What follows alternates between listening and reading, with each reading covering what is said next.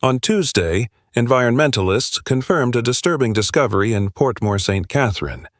7 American crocodiles, including a female carrying eggs, were found dead in sewage ponds managed by the National Water Commission.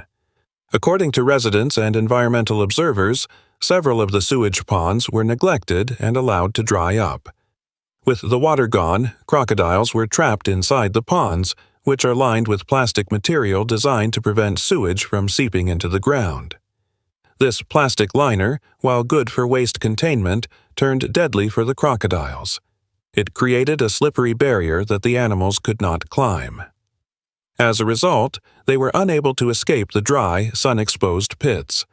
Most of the dead crocodiles were found near the edges of the ponds where sliding marks showed they had tried and failed to climb out. With no water to cool their bodies or access to food, the animals died from a combination of heat exposure and starvation.